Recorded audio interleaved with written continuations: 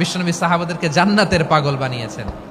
বদরের ময়দানে এই পাশে কোরাইশ, এই পাশে মুসলমানেরা, বিশ্বনবী জ্বালাময়ী ভাষণ দিলেন, বললেন কুমু ইলা জান্নাতিন আরদুহাস সামাওয়াতি ওয়াল আরদ উইদ্দাত লিল মুত্তাকিন। ও আমার সাহাবারা, ওই জান্নাতের দিকে ছোট, এই জান্নাত আকাশ জমিন বিস্তৃত। তোমরা দেখতে পাচ্ছ এটা বদরের ময়দান না, এটা আল্লাহর জান্নাত। আওয়াজ করে পড়েন আল্লাহু আকবার। বিশ্বনবী বললেন ছোট ওই জান্নাতের দিকে, যে জান্নাতের বিস্তৃতি আকাশ জমিন বিস্তৃত। বিশ্বনবীর এই কথা শোনার পরে এক আনসারী সাহাবী সাইয়েদনা উমাইর ইবনুল হুমাম রাদিয়াল্লাহু তাআলা আনহু খেজুর খাচ্ছিলেন। তিনি বিশ্বনবীর দিকে তাকিয়ে কথা শুনছেন আর খেজুর খাচ্ছেন। যখন বিশ্বনবী বললেন জান্নাতের দিকে ছোট, যে জান্নাত আকাশ জমিন বিস্তৃত, বিশ্বনবীর কথা শোনা মাত্র সাইয়েদনা উমাইর ইবনুল হুমাম বললেন বাখ বাখ। বিশ্বনবী বললেন মা ইয়াহমিলুকা আলা কওলিকা বাখ বাখ ইয়া উমাইর।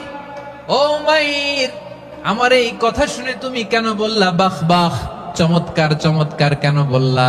সাইয়েদনা উমাইর ইবনে রাদিয়াল্লাহু তাআলা আনহু বললেন ইয়া রাসূলুল্লাহ, আপনার এই কথা শুনে আমি বড্ড খুশি হয়েছি, আর আমি প্রত্যাশা করছি আমি যদি ওই জান্নাতের মালিক হতে পারি তাহলে কতই না ভালো হতো। সুবহানাল্লাহ বলেন। বিশ্বনবী বললেন ছোট এই জান্নাতের দিকে, যে জান্নাত আকাশ জমিন বিস্তৃত।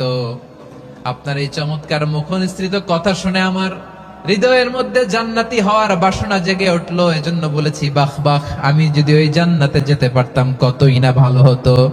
উমাইরের কথা শুনে বিশ্বনবী বললেন ঠিক আছে উমাইর, জান্নাতে ঢোকার জন্য, এই জান্নাতের অধিবাসী হওয়ার জন্য যেহেতু তোমার এত আকাঙ্ক্ষা, আমি বলে দিলাম আনতা মিন আহলিহা, তুমি আল্লাহর ওই জান্নাতের অধিবাসী হবা।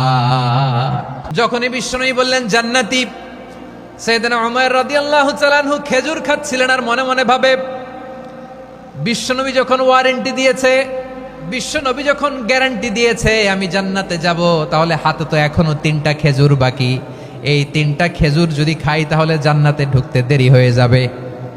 সুবহানাল্লাহ পড়েন। হাতে কয়টা খেজুর? 3টা খেজুর। বিশ্বনবী বললেন উমাইর আনতা মিন আহলিহা, তুমি ওই জান্নাতের অধিবাসী, তুমি জান্নাতি।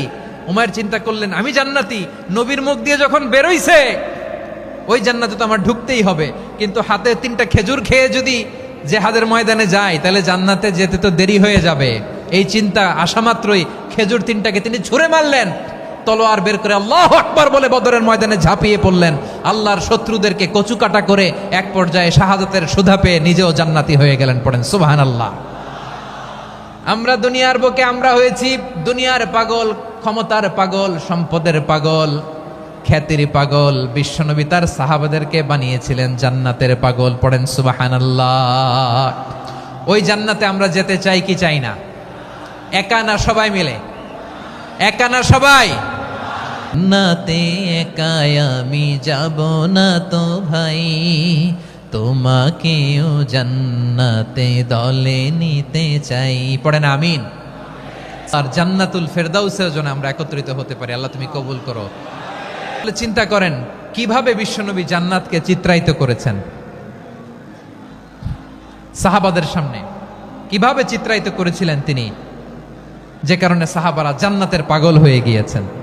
আমরা যদি দেখি the way the prophet Muhammad portrait জান্নাত, কিভাবে তিনি পোর্ট্রে করেছেন জান্নাতের যে সৌন্দর্য, কিভাবে তিনি সাহাবাদের সামনে তুলে ধরেছেন। বিশ্বনবী আল্লাহর কোরআন থেকে আমাদেরকে জানান আল্লাহর জান্নাতের সুসংবাদ দানকারী করে যে আল্লাহ আমাকে পাঠালেন। তোমরা কি জানো আল্লাহর জান্নাত কত সুন্দর? কোরআন থেকে বিশ্বনবী আমাদেরকে জানান ফালা তা'লামু নাফসুম মা উখফিয়া লাহুম মিন কুররাতি আ'য়ুন জাযাআম বিমা কানু ইয়া'মালুন। মানুষের কর্মের প্রতিফল হিসেবে কত চমৎকার জান্নাত রব্বুল আলামিন নাজ নেয়ামত দিয়ে পরিপূর্ণ করে আমাদের জন্য প্রস্তুত করে রেখেছেন। পৃথিবীর কোনো মানুষ সেটা জানে না। পড়েন সুবহানাল্লাহ। এটা যে কত সুন্দর, আমাদের আমলের প্রতিদান হিসেবে কত চমৎকার ফ্যান্টাদের জন্য রেডি করে রেখেছেন, জানেই না, কল্পনাতেও আনতে পারে না। সুবহানাল্লাহ পড়েন। আবার হাদিসে কুদসিতে বিশ্বনবী ফরমান, আল্লাহ বলেন আমার নেককার বান্দাদের জন্য এমন চমৎকার জান্নাত আমি রেডি করে রেখেছি, মালা আইনুন রাআত, কোন চোখ সে জান্নাতকে দেখে নাই, ওয়ালা উযুনুন সামিআত, কোনো কর্ণকুহর সেই জান্নাতের আওয়াজ শোনে নাই, ওয়ালা খাতারা আলা কলবি বাশার, মানুষ কল্পনাতেও জান্নাতের ছবি আঁকতে পারে না। সুবহানাল্লাহ, কল্পনাতেও ছবি আঁকতে পারে না। পৃথিবীর যত বিখ্যাত বিখ্যাত ডিজাইনাররা আছে সবাইকে একসাথে বসিয়ে যদি আমরা বলি জান্নাতে যে চেয়ারের মধ্যে আমরা বসবো, এই চেয়ারের একটা ডিজাইন করেন তো, কোটি কোটি ডিজাইনকে একসাথে করা হলেও জান্নাতের একটা চেয়ারের ডিজাইন হবে? প্রিয় সিলেট, আওয়াজ করে বলো, জান্নাতের একটা চেয়ারের ডিজাইন তারা করতে পারবে না। কেমন জান্নাতে আমরা যাব? বিশ্বনবী কিভাবে জান্নাতকে আমাদের সামনে চিত্রায়িত করেছেন, পোট্রে করেছেন? তিনি বলেছেন, জান্নাতীরা যখন জান্নাতে ঢুকবে, ফেরেশতারা জান্নাতীদেরকে বলবে, ওয়াদা, ও জান্নাতীরা, তোমরা আজীবন সুস্থ থাকবা, কোনোদিন অসুস্থ হবা না। সুবহানাল্লাহ বলেন। আচ্ছা, আজকের এই মাহফিলে যারা এসেছেন কোনোদিন অসুস্থ হন না, এরকম কে কে আছেন? হাত তোলেন তো দেখি। ওই যে হাত তুলছে, পাওয়া গেছে, চিরসুস্থ। তোমরা কোনোদিন অসুস্থ হও নাই? অসুস্থ হও নাই? তা তুমি আর জান্নাতে যে কি করবা? তুমি তো জান্নাতেই আছো তাইলে। ফেরেশতারা বলবে, ওয়া ইন্না লাকুম আন তাসিহু ফালা তাসকামু আবাদা, এটা এমন জান্নাত চিরকাল সুস্থ থাকবা, কোনোদিন অসুস্থ হবা না। সুবহানাল্লাহ বলেন। ওয়া আমরা অমর হবা, মৃত্যু তোমাদের স্পর্শ করবে না। সুবহানাল্লাহ। অমর হওয়ার জন্য আমরা কত কিছু করি। জান্নাতে গেলে অমর হওয়া যাবে, ঠিক কিনা বলেন? তোমরা চিরকাল বেঁচে থাকবা, তোমরা আর মরবা না। ওয়া ইন্না লাকুম আন তাশিব্বু ফালা তাহরামু আবাদা, তোমরা চির যুবক থাকবা, আর বার্ধক্য তোমাদের স্পর্শ করবে না। সুবহানাল্লাহ বলেন। এই দুনিয়ার সুখ আনন্দকে নষ্ট করে দেয় বার্ধক্য। মানুষ বুড়ো হতে চায় না। দেখবেন যে দাড়ি যার একটু সাদা হয়ে গেছে, কত ভাবে ওইটার একটু লুকিয়ে রাখার ট্রাই করে, আছে না নাই? হ্যাঁ, এটারে কলব দেয়, এটার কেউ মেহেদি দেয়, এটারে কেউ কেটে কুটে। এই যে আমারও তো পাকতেছে এদিক দিয়ে, এ তো আজ থেকে 5 বছর আগেও তো কুচকুচে দাড়ি ছিল, চুল ছিল, রং ধরা যৌবন, জং ধরে শেষ। এই তো জীবন। This is the circle of life, এটাই লাইফ। এই যে পাকতেছে এইখানে পাকতেছে, দিস ইজ লাইফ। তো মানুষ বুড়ো হতে চায় না। এখন দেখবেন যে অনেক শ্যাম্পু বেরোইছে, শ্যাম্পু, অ্যান্টি এজিং শ্যাম্পু। কি এজিং? Anti ageing. ক্রিম বের হয়েছে, ক্রিম, অ্যান্টি এজিং ক্রিম।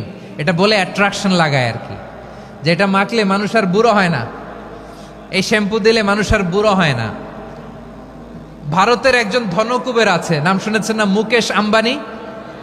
ওনার স্ত্রী নীতা আম্বানি, আমি একটা নিউজে দেখলাম যে তিনি গোল্ড ওয়াটার খেয়েছেন। 1 বোতল গোল্ড ওয়াটারের দাম মোস্ট লাইকলি $60,000, $60,000 1 বোতল গোল্ড ওয়াটার। কেন? এটা খেলে বার্ধক্যের ছাপ নাকি চেহারায় লাগে না। কিন্তু মানুষ যতই বয়স ধরে রাখতে চাক এই দুনিয়ার জামিনে, সে কি তার বয়স লুকাতে পারে? আমার কলিজা টুকরা সিলেট, আওয়াজ করে বলেন, এই দুনিয়ার জীবনে বয়সকে ধরে রাখা যাবে? আপনি অমর হবেন জান্নাতে, চির সুস্থ হবেন জান্নাতে। আপনি যদি চির যৌবন থাকতে চান, চির যুবক, এটা পাবেন জান্নাতে। সুবহানাল্লাহ বলেন। ওই জান্নাতে আপনি যেতে চান তো? চান? এভাবে বিশ্বনবী উম্মতের সামনে জান্নাতকে চিত্রায়িত করেছেন, পোট্রে করেছেন। এজন্য বিশ্বনবীর বৈশিষ্ট্য দিয়েছেন আল্লাহ তাআলা মুবাশশিরাম বিল জান্নাহ। নবী হে, আপনি জান্নাতের সুসংবাদদাতা। আওয়াজ করে পড়তে হবে আল্লাহু আকবার। এজন্য আল্লাহ বলেন, ইয়া আইয়ুহান নাবিয়্যু ইন্না আরসালনাকা শাহিদা, ও নবী, আপনারে আমি সাক্ষ্যদাতা করে পাঠালাম, সাক্ষ্যদাতা করে পাঠালাম।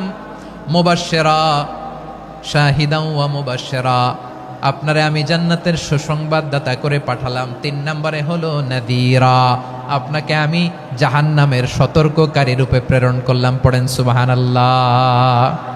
আমার প্রিয় বন্ধুরা, বলেন তো আল্লাহ বিশ্বনবীর কয়টা বৈশিষ্ট্যের কথা এখানে উল্লেখ করেছেন? এই যে মাশাআল্লাহ, আওয়াজ করে বলতে হবে, কয়টা? 5টা। 1 নম্বরে শাহিদান, সাক্ষ্যদাতা। 2 নম্বরে মুবাশশিরা, সুসংবাদদাতা। 3 নম্বরে আমরা আছি নাযীরা, তিনি হলেন সতর্ককারী। সতর্ককারী, দ্য ওয়ার্নার, ওয়ার্নিং দিতে তিনি এসেছেন। হি ওয়াজ দ্য ওয়ার্নার, সতর্ক করতে, সাবধান বাণী দিতে তিনি এই জামিনে এসেছেন। ঠিক কিনা বলেন? বিশ্বনবীকে আল্লাহ তাআলা সাক্ষ্যদাতা করে প্রেরণ করলেন, জান্নাতের সুসংবাদদাতা করে প্রেরণ করলেন, জাহান্নামের ব্যাপারে সতর্ককারী করে প্রেরণ করলেন। 3 নম্বর বৈশিষ্ট্য হচ্ছে জাহান্নামের ব্যাপারে সতর্ককারী। রব্বুল আলামিন বলেন, তাবারাকাল্লাযী নাযালাল ফুরকানা আলা আবদিহি লিয়াকুনা লিল আলামিনা নাযীরা। বরকতময় সেই সত্তা যিনি ফুরকানকে মানে এই কোরআনকে তার বান্দার উপর নাজিল করেছেন, যাতে করে বিশ্ব নবী গোটা মানব মণ্ডলীর জন্য সতর্ককারী হতে পারেন। সুবহানাল্লাহ।